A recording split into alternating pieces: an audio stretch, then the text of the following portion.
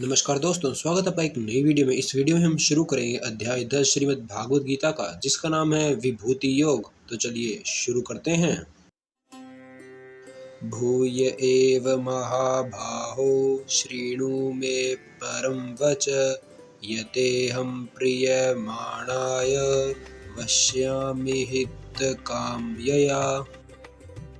तो श्री भगवान बोले, हे महाबाहो, फिर भी मेरे परम रहस्य और प्रभाव युक्त वचन को सुन, जिससे मैं तुझ अतिशय प्रेम रखने वाले के लिए हित की इच्छा से कहूँगा।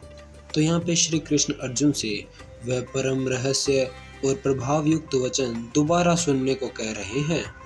और ऐसा जरूरी भी तो नहीं कि ज्ञान एक बार में ही समझ आ जाए, इसलिए श्री कृष्ण अर्जुन से तब तक ज्ञान कहेंगे तब तक वह समझ नहीं जाते। न मे विद्युः सुरगुणाः प्रभवमन महर्षय अहमादिर्हि देवानां महर्षिणां च सर्वशः। फिर श्री कृष्ण कहते हैं, मेरी उत्पत्ति को अर्थात लीला से प्रकट होने को न देवता लोग जानते हैं और न महर्षिजन ही जानते हैं, क्योंकि मैं सब प्रकार से देवताओं का और महर्षियों का भी आदिकरण हूँ।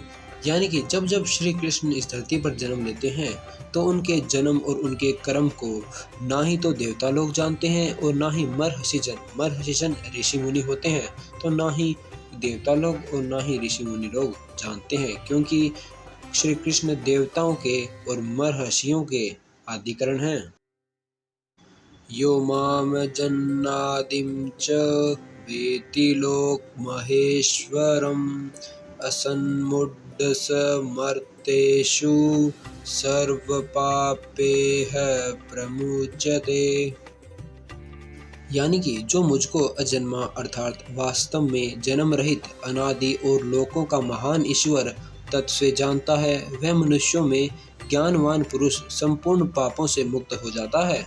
इनका मतलब है, जो मनुष्य श्री कृष्ण को अजन्मा और जन्म रहित अनादि और सभी लोकों का महान ईश्वर और तत्व से जानता है, वह मनुष्य ज्ञानवान पुरुष है और संपूर्ण पापों से मुक्त हो जाता है। बुद्धिर्ज्ञानम समोह क्षमा सत्यम दम शम सुखम दुखम भव भावो भयं चाभयमेव च अहिंसा समता तुष्टिस्तपोदानं यशो यशः भवन्ति भावो भूतानां मत एव पृथग्विधा। यानी कि निश्चय करने की शक्ति, यथार्थ ज्ञान, असमुड्ढता, क्षमा, सत्य, इंद्रियों का वश में करना, मन का निग्रह तथा सुख दुख, उत्पत्ति प्रलय और भय अभय तथा अहिंसा, समता, संतोष, तप, दान, कीर्ति और अपकीर्ति, ऐसे ये प्राणियों के नाना प्रकार के भाव मुझ में ही होते हैं। तो यहाँ पे श्री कृष्ण कहना चाहते हैं, ये जितने भी भाव होते हैं मनुष्य के अंदर, इन सब के कारण श्री कृष्ण ही हैं।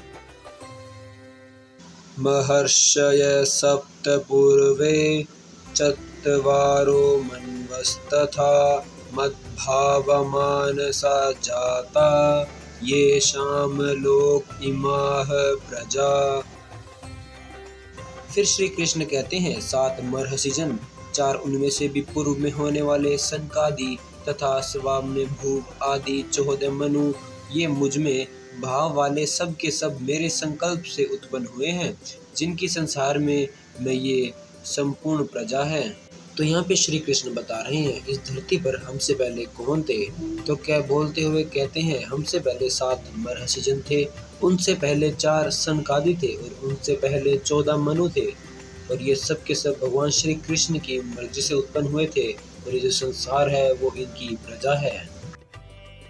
एतां विभूतिं योगं च मम यो वेत्ति तद्वत् सो विकम्पेन योगेन युज्यते नात्र संशय। फिर श्री कृष्ण बताते हैं, जो पुरुष मेरे इस परमेश्वर स्वरूप विभूति को और योग शक्ति को तत्व से जान लेता है, वह निश्चल भक्ति योग में युक्त हो जाता है, इसमें कुछ भी संशय नहीं है। यानी कि जो पुरुष परमेश्वर स्वरूप और योग शक्ति को एकदम तत्व से जान लेता है, यानी उसका एकदम बेस जान लेता है, तो वह भक्ति योग में युक्त हो जाता है और इस बात में कोई भी दो राय नहीं है। अहम सर्वस्य प्रभावो मतः सर्वं प्रवर्तते इति मत्वा भजन्ते माम बुधा भाव समन्विताः। फिर श्री कृष्ण कहते हैं, मैं वासुदेव ही संपूर्ण जगत की उत्पत्ति का कारण हूँ और मुझ में ही सब जगत चेष्टा करता है। इस प्रकार समझकर श्रद्धा और भक्ति से युक्त बुद्धिमान भक्तजन मुझ परमेश्वर को ही निरंतर भजते हैं। इस संसार की उत्पत्ति के कारण और जिनसे उत्पत्ति हुई है वे वासुदेव स्वयं ही है।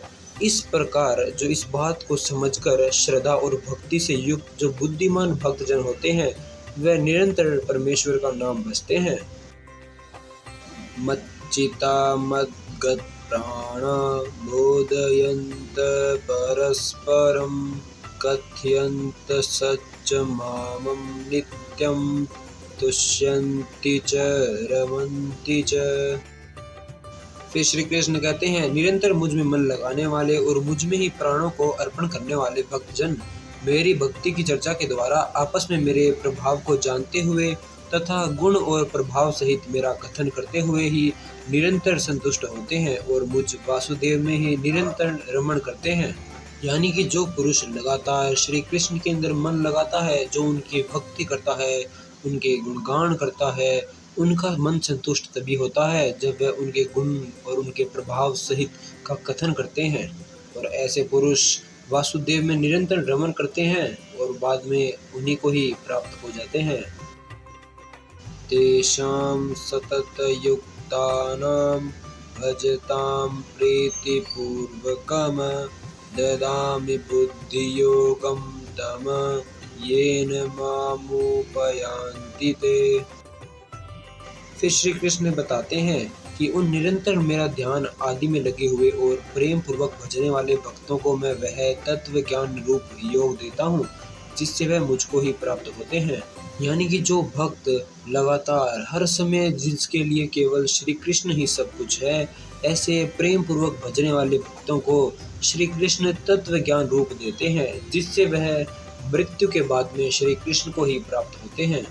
आज की वीडियो में केवल इतना ही। हम आपको मिलते हैं अगली वीडियो में यहीं से ही कंटिन्यू करते हुए। तब तक के लिए जय श्री कृष्ण।